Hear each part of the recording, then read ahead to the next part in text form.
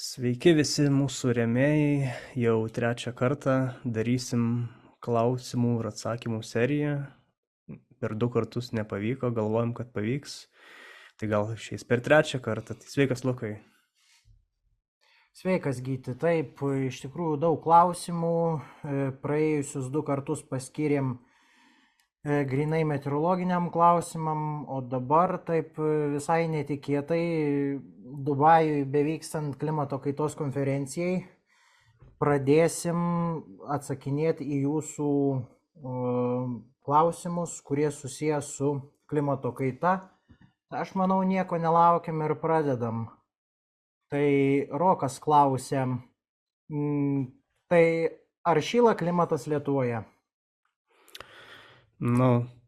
Jei trumpai atsakant, šyla, o iš ko žinom, tai yra duomenys, bet vėlgi čia gali lysti į sąmokslo teorijas, tai kažkas sakys, kad iš kur jūs žinot, kad tie duomenys geri ar dar kažkaip, tai turim duomenys ir bent jau galiu patvirtinti iš to, ką esu žiūrėjęs, net ir rusiškas knygas, tai šyla ir jau daug metų šyla, dabar pastaraisiais ten kokie 20-30 metų ypatingai tas šilimas pagreitėjęs ir čia, jei kažkam šalta ir galvojat, kad jeigu 2 savaitės šalčiau pabūna ir sustoja šilimas, tai čia pasikartokit savokas orai ir klimatas Lietuvoje.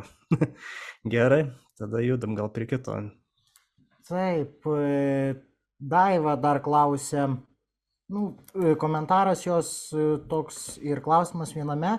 Meteorologija tai mokslas apie Žemės atmosferą. Turbūt būtų įdomu sužinoti, kaip netolimoje ateityje Žemę paveiks klimato kaita ir kokie artimiausi atmosferos reiškiniai gali pasireikšti mūsų mažoje Lietuvoje.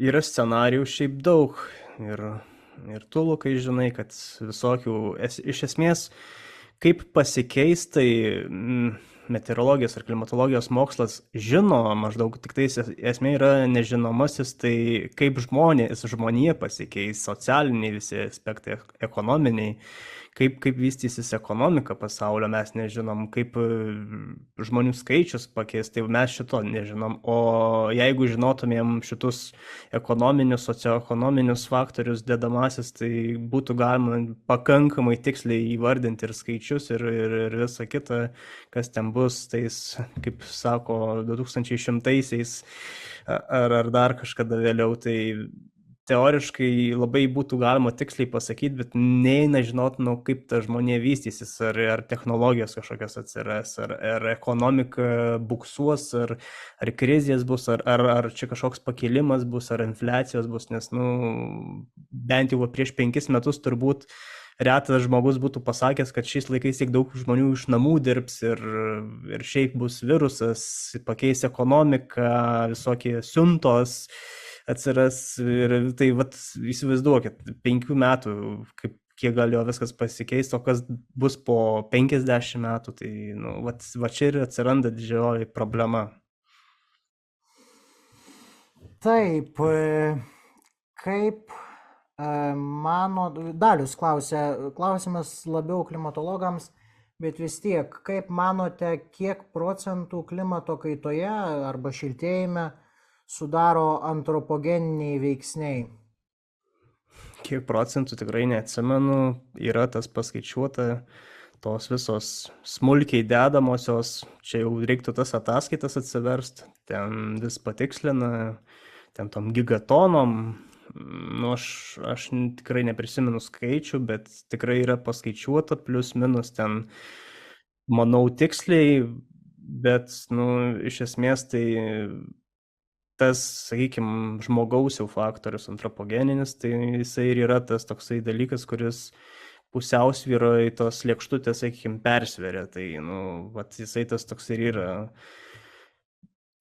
problema, kodėl taip ir yra toje planetoje, kad šylam ir keičiasi viskas. Ir čia dar, pamiršau paminėti, kas Lietuvoje keičiasi, tai dažnėja šitų stiprių liūčių, kai būna ypatingai pavyzdys vasara, kad būna sausiau ir tada užeina mėnesio norma, pusė mėnesio normos, tai tokių liūčių padažnėja ir sakau, o vat tas antropogeninis, tai jeigu įdomu, tai tikrai yra paskaičiuota, aš dabar tikrai neišvardinčiau niekaip, kiek ten tos dedamosios yra, Lukas turbūt irgi neatsimena, bet yra tas kritulinė diagrama, ten plius minus įvertinta, aišku, kiek tiksliai aš negaliu pasakyti, nes turbūt ypatingai tiksliai labai sudėtinga viską pasakyti, bet tos proporcijos plius minus yra tikrai aiškios.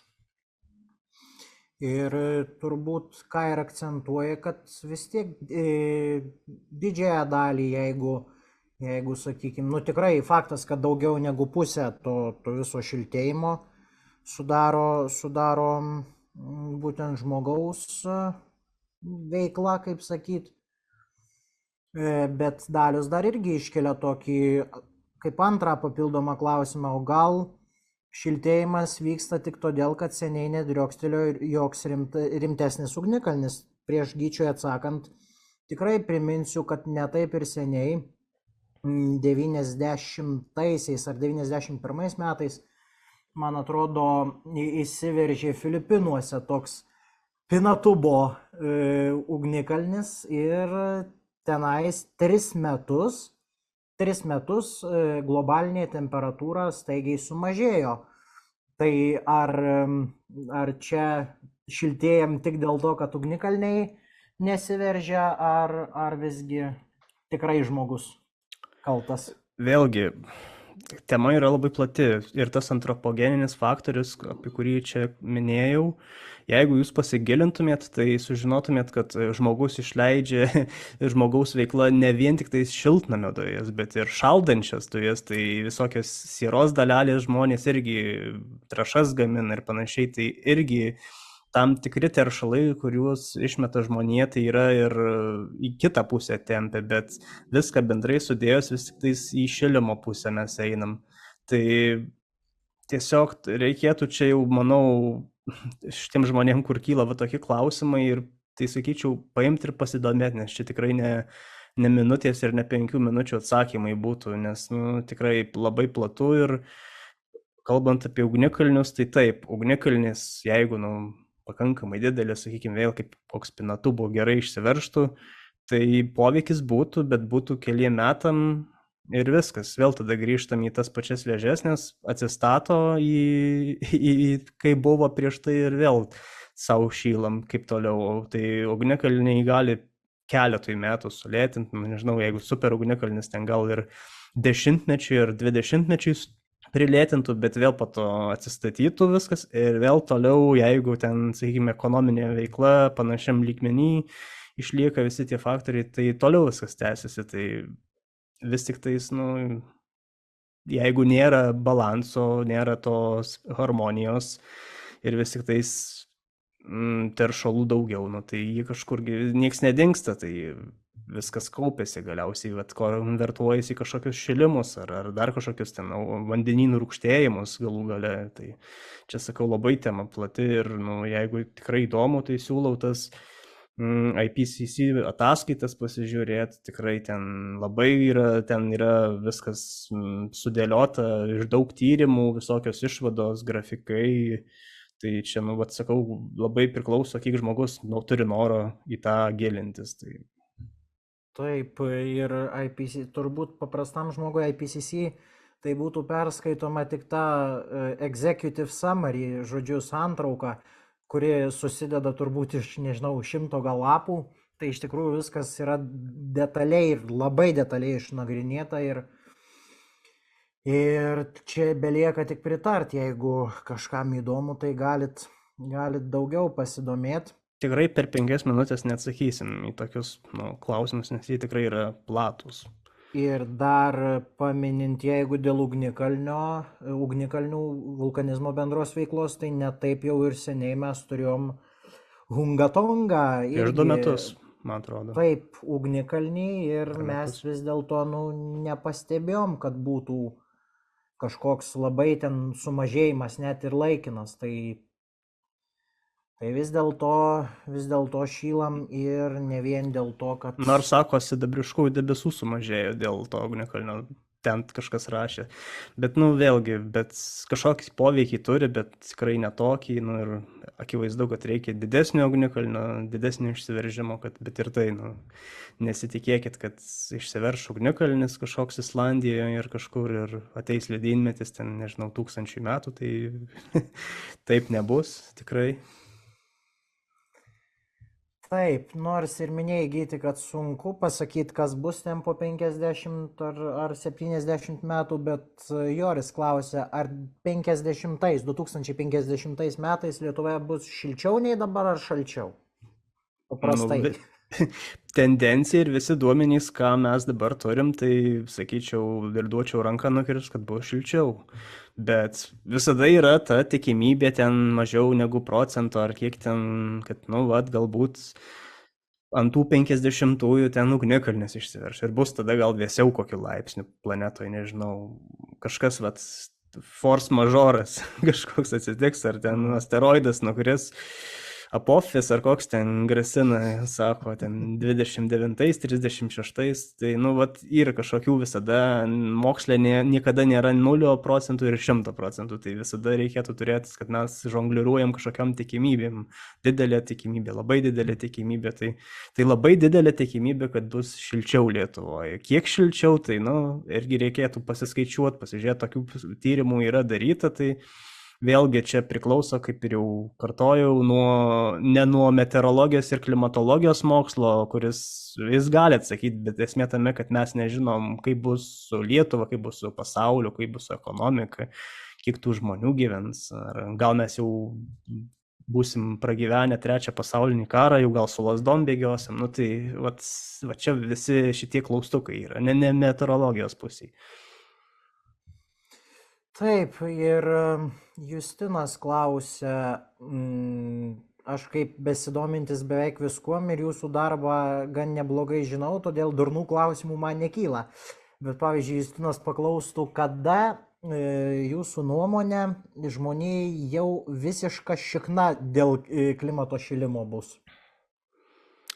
Nu kaip, čia kaip sako Rimkus ir kiti profesoriai mėgsta su pašaipa taip liūdnai ir linksmai pasakyti, kad, nu, žmogus tai yra gajus padaras, tai net ir prie visiško šiknos, tai turbūt vis tiek mes ten gyvensim ir kažkaip rasim būdą, kaip išsilaikyti, ten turbūt gyvūnijos neliks, dar kažką višteles auginsim, bet kažkaip gyvensim, tai kažkiek žmonių išliks, bet, nu, jeigu labai baisiai bus, tai turbūt nebebus tiek daug žmonių, nes tiesiog bus sunku pramist, arba, nežinau, dėl batono karai kils, nežinau, bet iš esmės tai, nu, žmonija, aš nemanau, kad išnyks, tiesiog apnyks galbūt, jeigu labai labai blogai bus, bet, nu, žmogus, sakau, labai adaptyvus, prisitaikantis, galų gale, jeigu jau žmogus visai kampą užspaustas, tai jisai pradeda galvoti save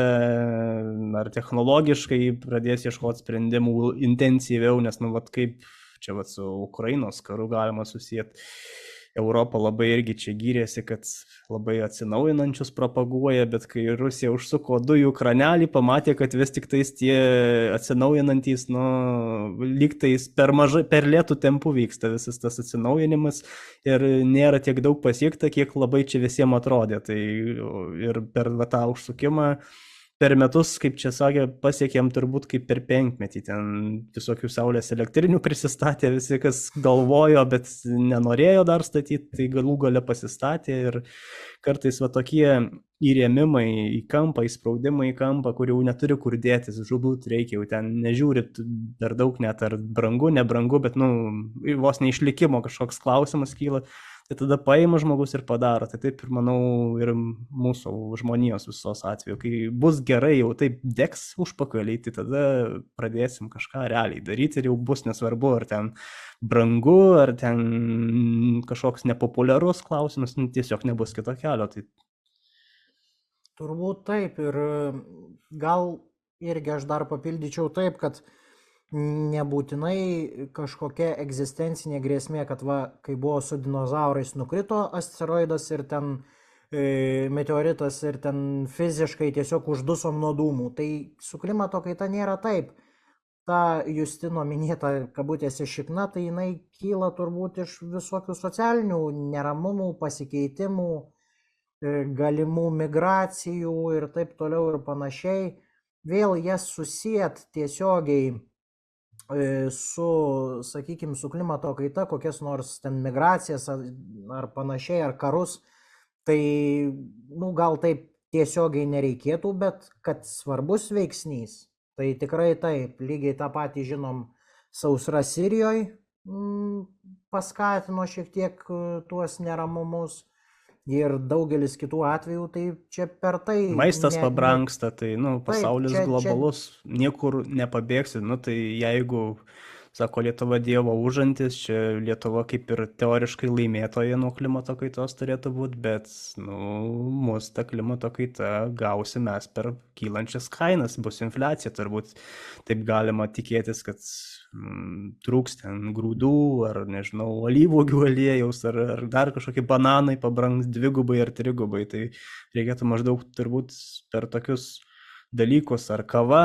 galų gale, nu, va tokie visokie importiniai, ar dar kažkas, nu, va, per kainų išaugimą labiausiai visada bandau įsivaizduoti ir kad paprastam žmogui būtų lengviau įsivaizduoti, tai čia turbūt kainos didėja, pragyvenimo lygis, žmonės daugiau žmonių skurde gyvens, nu ir maždaug link to veda čia ta apokalipsė, kur ale visi mirsim, tai tiesiog ne, kad gal mirsim, bet, nu, kitaip mes pajausim tą tokį smūgį. Jo, būtent per visus socialinius, žodžių, dalykus. Ne tiek per gamtinius, kad, sakykime, ten nepaskęs vakarų Lietuva. Taip, taip, taip, taip. Kaip čia gazdino. Taip, toliau klausimų žiūriu. Su klimato kaita jau beveik ir įsėmėm, gana greit atsakinėjom. Nu, bet, vat irgi dar Linas klausė, galbūt jau iš dalies atsakyta, bet kodėl klimatas šyla, nors žmonės su tuom seniai kovoja, o teigiamo rezultato turbūt nėra. O čia vat ir toks dažnas klausimas vis tik tais kovoja. Labiau mes gal tik žodžiais kovojam. Reikėtų pasižiūrėti, čia kovoja, iš tikrųjų pasižiūri, kaip ten kovojam, tai ta kovojimas tai tas pats kaip tinginiu iš lovos atsikelti ir kavos pasidaryti, o bet tinginio iš tikrųjų tikslas tai darbą susirasti ir dirbti, tai vat, maždaug tiek kovojamės. Čia tas kovojimas, tai nežinau, liežuvių plakimas tiesiog, nu, ir tie kopai irgi, man tokie yra toks nonsensas, tokia nesąmonė, ten susitinka, dėl kažko tarėsi, bet dėl nieko realiai nesusitarė, tai nesu už tos Thunberg Gretos fanas, bet, nu, yra tam tikrų dalykų, kur sutampa mano mintys, nes, nu, jinai ką tiesą pasako, tai tikrai bla bla bla, ten daug yra to ir ginčių ir jokių kažkokių susitarimų nėra, nes, nu, vis tiek kiekviena šalis turi savo interesų, čia kaip Saudo Arabija ten nori visą savo naftą iškasti, išpumpuoti ir parduoti, ir tai vieni tik tais gražiai šneka, bet nieko nedaro, kiti gražiai šneka ir truputėlį daro ir tikrai per mažai daro, tai čia vat tokios problemos. Ir dar vienas dalykas, kad Lietuvoje, pavyzdžiui, per visas žiniasklaidos priemonės, kaip tik vakar mačiau, kad pas mus rezonansą didesnį sukėlė ne klimato kaita ir kaip ten mes ką padarysim,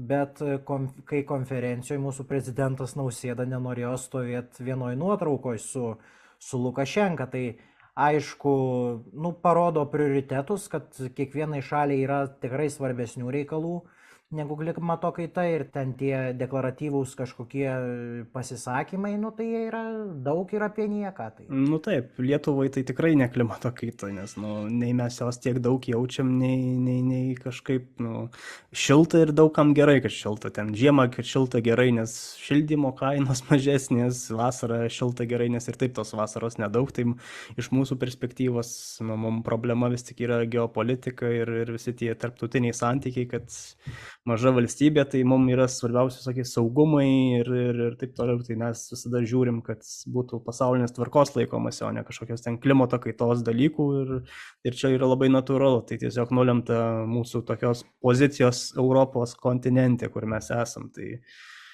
Tai va, o gyventumėm kažkokiuose Maldyvuose, kur metras ar pusmetris virš vandenyno pakilus salytė, tai tada tikrai būtų mums aktualu ne ten kažkokia Rusija, o nu, kad mūsų vandenynas užpils po 100 ar ten dar kažkiek metų. Tai čia irgi natūralu tiesiog, kaip kam atrodo, tai yra tos perspektyvos ir kiekviena šalis, nu, irgi ir šalių, kur turi begalę naftos, tai nu, argi jie labai norės atsisakyti tokių lengvų pinigų, kur išpumpuoja ir parduodi. Tai nu, irgi logiška, tai nu, tu kažkaip ir va, tą sunkus visas kryptis suderinti. Plius mes turim nepamiršti, kad ta pati Vokietija, kuri labai deklaruoja atsinaujinančias energetikas, ten visus vėjo jėgainės, turi sakykime, gamyklas to paties Volkswageno ar bet kurių kitų prekių ženklų Azijoje, Vietname, kitose rytų Azijos valstybėse, kur nu, tiesiog, ar pietryčių Azijos valstybėse, kur tiesiog iš to toliau yra kalami pinigai. Tai tas dviveidiškumas, tai jisai jo pilna. Labai populiaru šitas globalizacijos dalykas, kad globalizacija šiaip nėra blogai, bet, nu, vat, sakyčiau, blogumas tame, kad iš savo šalies iškeli gamyklas į kitas šalis, tai ir nelieka darbo vietų ir visą taršą perkeli į kitą šalį, vietoj to, kad pats tvarkytumės ir pats tu turi daugiau tų galimybių susitvarkyti, bet tu tarsi atiduodi savo problemas už pinigus kitiems, tai ir tada liepi, kad jie tvarkytųsi. Nu, toks irgi toks negražus dalykas, bet nu, jisai labai paplitęs yra, kad vietoj to, kad aš čia Vokietijoje pasistatyčiau gamyklą, kuri ten gal netarši bus, nes kitaip man neišeis, nes įstatymai tokie, tai aš geriau į Vietnamą, į Kiniją, kur ten pofik, ten, žodžiu, iškelsiu, tegu dūmina, tegu ten bėga į upę, velniai žino kas, jau ten ne mano problema, ten bus to šalies problema. Tai va, tas dviveidiškumas irgi čia yra labai didelė problemos dalis ir tai va. Kad jau iš dalies užsiminėm apie politiką, tai Daiva klausia, kokią įtaką klimatui daro karas ir visokie raketų bandymai. Nu, čia vėl, aš jau iš pradžių galvojau, kad ir dabar dar galvoju, kad vis tik tais tie karai, jeigu karas kažkoks, nu, tarkim, nueinam Ukrainos, vis tik tais gal pavyzdį geriausiai, tai karas, nu, nors ir gaisrai, dūmai, labai atrodo daug visko ten liepsnoja, bet reikėtų visada prisiminti, kad ten, kur karas vyksta, tai ten tada sustoja visa pramonės gamyba, ekonomika, visi ar gyventojai ten gyvena, nebekūrenasi, nes nu, vyksta karas, nėra kažkokių išteklių. Tai reikėtų galvoti, kad visada irgi yra čia dvi lėkštutės, tai tarša ten būna dėl to, nes ekonomika sukasi. Tai jeigu vyksta karas, tai dažniausiai ekonomika traukiasi, tai tada, kad ir ten šiek tiek tų dūmų padaugėja, tai vis tik tais gali būti, ar aš galvoju, netgi ir į mažesnę pusę taršas sumažėja, tai nu, vėlgi priklauso, kiek ten ko degant. Jeigu, tarkim, taikiniai naudojami į naftos kažkokias platformas, į naftos perdirbimo gamyklas, tai galbūt tam tikrų momentų gali ta tarša būti daug didesnė negu įprastai ekonomikai vykstant. Tai čia toks tricky klausimas, bet nu, aš vis tik tais bendrai sudėjus, manau, kad ir pagal palydovinės nuotraukas, tarkim, serijoje miestų šviesos užgesta, tai vis tik tais tarša iš to šalies, kurioje vyksta karas ar konfliktas, vis tik sumažėja, aš linkęs taip galvoti iš to, ką esu skaitęs, nors tyrimų esu radęs, kad kai kurie teigia, kad gali ir išaukti, jeigu ten labai nuolatos gaisrai, miestai nuolatos dega, rūksta, arba kažkokie taikiniai visada sprogsta ir labai daug naudingų dujų išsiskiria. Tai bet, toks nedviprasmiškas, toks nežinau, kaip tu, Lukai, galvoji. Taip, tai aš irgi belieka man tik pritart, nes tu vis tiek didesnis ekspertas klimato srityje ir ta gaida vis dėlto užbaigėm jau klimato kaitos klausimus. Dar turim keletą likusių meteorologinių klausimų. Tai į juos ir atsakysim, kadangi turim šiek tiek laiko. Tai čia rugsėjo pabaigoje Linas klausęs, bet iš esmės aš šiek tiek perfrazuosiu jo klausimą. Jis klausė, ar rugsėjo pabaigos milžiniškos teigiamos anomalijos reiškia ateinančias milžiniškas neigiamas anomalijas. Tai aš gal pasakyčiau taip, ne tiek su konkrečiu atveju, bet ar apskritai yra koks nors ryšys, kad pavyzdžiui ten būna labai karšta, o paskui bus labai šalta. Ar būtinai, ar nebūtinai tai būna? Nebūtinai. Nebūtinai, bet kaip pasakyti.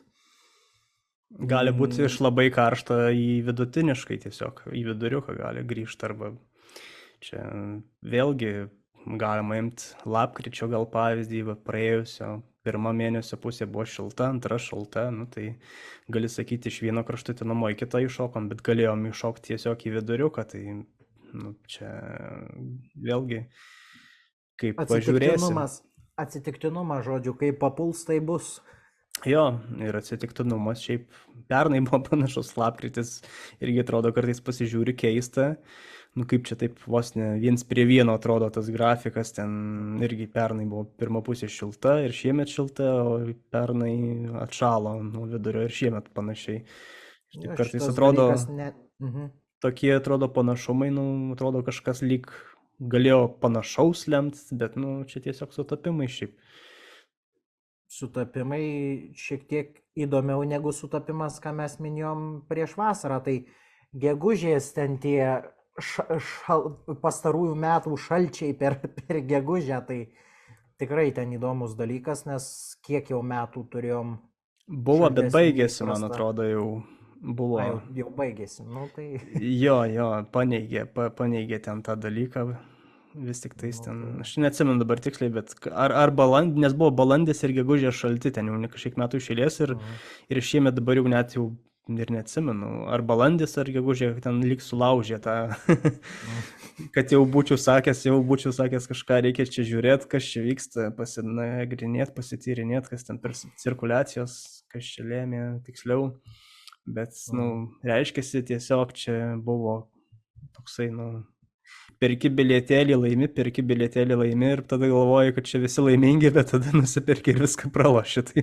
Tai kažkas tokio, nes labai daug, kad tikrai būtų ryšys, tai reikėtų imti ir daug metų panašių ir tiesiog jau žiūrėti į kažkokią cirkuliaciją ir jeigu maždaug sutampa, tai tada gali pritemti, ten kažkas tokio ar kitokio nulėmė.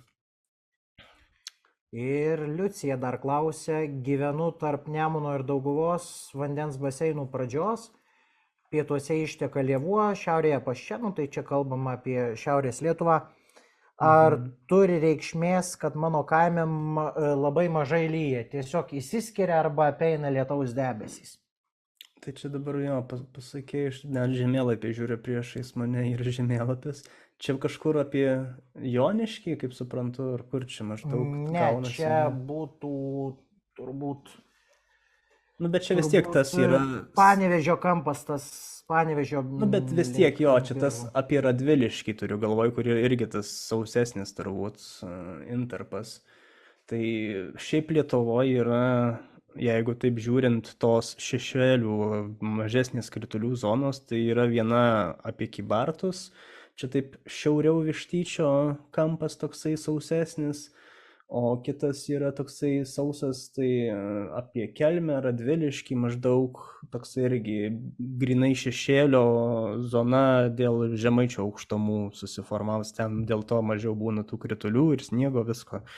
Mažiau, kai tik vakariniais rautais lenka, tai ten visada mažiau iškrenta. Ir tą patį suformuoja čia prie Suvalkijoje, ten šiauriau Vištyčio Kybartai, irgi tas toks kampas sausesnis, nes irgi kai slenka, tai irgi susiformuoja tam tikra šešėlio zona, ir aišku, čia visi sako, kad lyg ir tais kalnų nėra, bet vis tiek tos mūsų kalvelės, vis tiek reikėtų įsivaizduoti, yra 0 metrų ir 200 metrų, tarkim, ar 150, tai vis tiek poveikiai turint, taip įsivaizduokit, pasistatai tokią sieną, tai jinai kažkiek sulaiko, užkabina tų debesų, o kai užkabina, tai tie debesys pakyla, nes pagal reljefą būna juda oras, pakyla, atvėsta ir išsiskiria prieškalnėse daugiau kritulių, po to nusileidžia, čia tas feno efektas šiek tiek susidaro ir išsausėja ta oro masė ir tiesiog mažiau iškrenta kritulių. Čia labai gražiai žemėlapį galima pasižiūrėti,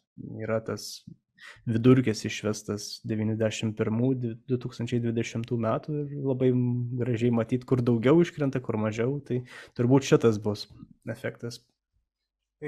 Dar irgi reikia nepamiršti konteksto, kad Liucija klausimą uždavė spalio 1 dieną, tai reiškia po rugsėjo, tai reiškia po vasaros ir vasara amžinas efektas, kad matom, kada praeina kokia nors liūtis šonu, matom, kad jinai praėjo šonu ir juo labiau jeigu pasiilgę lietaus, tai irgi šitas būna. Čia dar ir psichologinis efektas, nes lygiai tas pats yra, atrodytų mano kaime, kad vat paėmė ir, nežinau, pradeda lyti tada, kai visur lyja. Tai žodžiu, čia labai dar yra ir tas dalykas, kad tiesiog taip atrodo, nebūtinai tai objektyviai pagrįsta duomenim.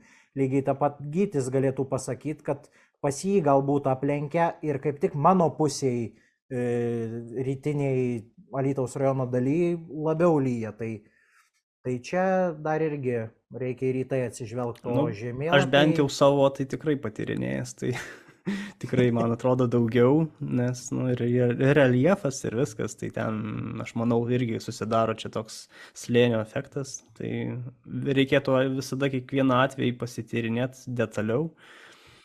Tai aišku, bet ir psichologinis faktorius tai tikrai yra, galbūt iš pradžių ir šitaip galvojau, kritiškai pasižiūrėjęs į viską. Taip, o žemėlapius galit rasti hidrometeorologijos tarnybos interneto svetainėse. Čia yra tas vidutinis metinis kritulių kiekis, taip pat ir pagal mėnesius galima irgi tuos žemėlapius susirasti ir jeigu įdomu pasižiūrėti. Tai tiek turbūt būtų iš klausimų. Dėkojom visiems, kurie uždavė juos, kurie rašė. Tiek prirašyt per keletą dienų, kad mes atsakinėjom 3 mėnesius. Ne? Tai ką, turbūt paskelbsim irgi didžiąją dalį arba gal ir visą šitą laidą viešai. Jo, matysim, bet dar aš matau, turim šiek tiek laiko. Tai ten, aš gal dar vieną norėčiau papildyti dalykėlį, tai čia kas dėl klimato kaitos, čia kas vyksta Lietuvoje, tai paminėjau, kad liūtys padažnėjo, bet kitas dalykas tai ir žiemos, jau turbūt net didžiausias skeptikas pasakys, kad seniau tai žiemos buvo šaltesnės ir tada gali jį lengvai prigauti, kad tai ką, matai, nešiltėja, sakei, ne? Čia su šito aš mėgstu labai pagaudyti žmonės.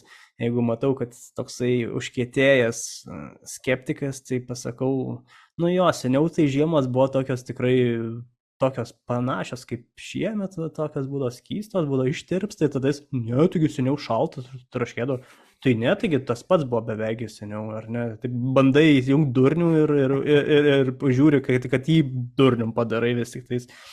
Nes, aš mėgstu jungti tokius, nežinau, kaip sakau, durniaus režimą, nes, kartais kitaip neišeina kalbėti, kai bandai normaliai kalbėti, tai nesiklauso, o kai pradedi kažkokias nesąmonės šnekėti, tai tada jisai pradeda truputėlį iš kito galo pasižiūrėti. Tai o Lietuvoje kas čia dar? Škvalai dažnesni pasitaiko, nors vėjas vidutinis silpnėja, bet škvalų daugėja, saulės daugiau šiek tiek turim, negu seniau būdavo, bet čia vėlgi nuo cirkuliacijos susiję, kaitrų daugiau, irgi čia kažkas gal sakys, kad ne, bet iš tikrųjų tai praeitį +30, tai čia buvo ne kiekvienos vasaros dalykėlis, o dabar būtų labai keista, jeigu nepasitaikytų, tada tropinės naktys, tai čia absoliučiai klimato kaitos, jau čia absoliučiai čia dalykas, kurio Lietuvoje žiūrint iki 90 metų, tai apskritai nebuvo, tik pajūrį ten pasitaikydavo kokia 1-2 dienos ir tai čia buvo buvo mega reiškinys kažkoks, o vat, amžiaus praėjusio pabaigos tai jau patapo ko ne norma, vos ne kasmet, ypač pastaruosius kokie 10 metų, tai nebūtų dabar tropinių naktų kažkuria vasara, tai jau net atrodo žmogiška pasąmonė sakyti, kad čia šalta buvo gal kažkaip. Tai nors vidurkis rodytų, kad turbūt vis tiek būtų šilta arba vidurkiai artima, bet atrodytų jau, čia šaltai kažkaip nebuvo nei tropinės nakties, nei 30 nebuvo.